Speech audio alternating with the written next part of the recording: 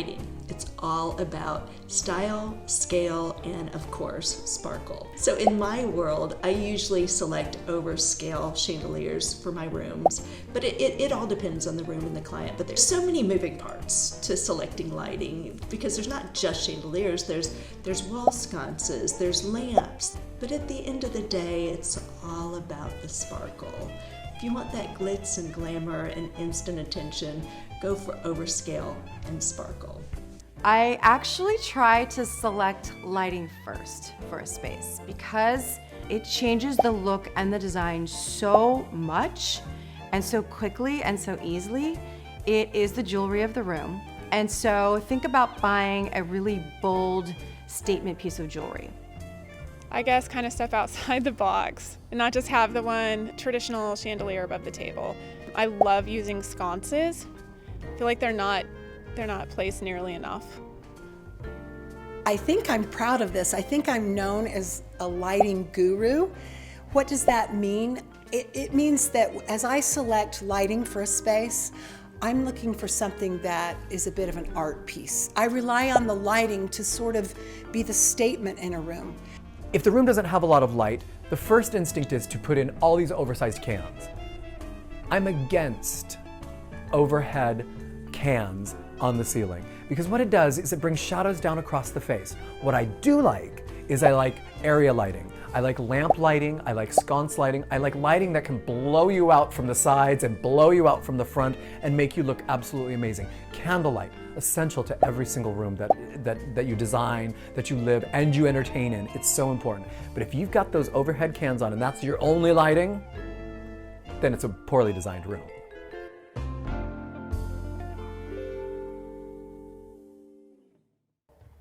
My best advice for accessorizing is don't over-accessorize.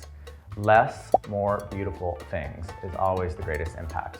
I also love sentimental things. I think accessories should be moments. I think they should be travels. I think they should be memories. I think they should be people. I think they should be gifts. I think accessories are really the way to tell a story in your home. Okay, purge, please purge. Take everything and lay it all out. And then whatever you do, just don't be the person that puts all of your family photos on one console table. I think investing in sculptural pieces is a beautiful thing. And pairing that with family photos and following the 3 and 5 rule, it will serve you well. If you look at my portfolio, I find that each place I do looks very different because I've accessorized it based with either my clients' accessories or if they've told me they have a certain, if they love Mexico or if they love south of France. It just depends where they have been. And I think that it's very important that the things you have around you really tell the story of what make your home. When it comes to accessories, I don't like to just fill a room with props. I think it should be about things that have meaning or are useful. So if you drink Pellegrino, put it up on the shelves. But if you don't, forget about it. If you work with bowls and china and you use those when you make your table settings, stack them on your shelves. Make sure it's something that's real in your life and not a fake accessory. When accessorizing a coffee table, let's say the coffee table is a glass coffee table, I like to have different elements on that coffee table. Like I like to have the book, naturally, and then I like to have life, plant, preferably in a ceramic or a stone pot on top of glass, because I don't like to put glass on top of glass. And I like to have something that's metal, like something like a sculptural, like something bronze. So I like to have life, bronze, something you can read, something you can pick up and touch, and just at different levels. Like say you have a plant that's taller, then bring it down with a sculpture that's a little bit shorter than the plant, and then bring it down to a wood box on top of a fabulous art book. So you have all the different elements on one little table, where it's not too much, but it's just enough to say this person knows exactly what they're doing.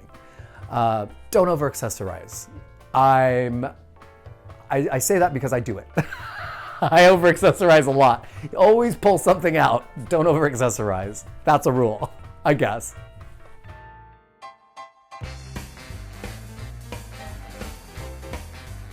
So you have to spend money on the staple pieces. You have to spend money on lighting. And then pieces, I'm sorry, but it's true, smaller pieces like maybe side tables, Some of the ottomans you can kind of chintz on. Splurge on comfort. Splurge on what is comfortable in the space. If you're sitting on it for long periods of time, or a guest or somebody that you're entertaining in your space is sitting on something, you want it to be comfortable. Splurge on something that's comfortable. Now, if you want to save on the rug. Get a rug that's not going to be too expensive so that you can actually spend more money on other things in the room that are more essential, like comfort. I am a believer in the rule of knowing when to hold them and when to fold them. I tell my clients not everything in the house has to be a 10. We work well within a range of about a 7, maybe a 6, and that means we're going to fill it with some great things and some things that we can just plain get away with that are not as expensive. Moldings at the top of a ceiling, not as important. We don't get that close. Budgets, saving and splurging. I say to save in a budget, tables, lamps, rugs, you can always find inexpensive, chic, strong, rich-looking tables, lamps, and rugs for not a lot of money. I think they're easy fillers. It's what we like to call the sorbet, something to have a little bit of a breather. On the splurges, I think upholstery is a big place that most people make a mistake not spending enough on. Super quality, super comfortable upholstered seating. Don't cheap out on your sofas and your chairs. It means all the difference in the world.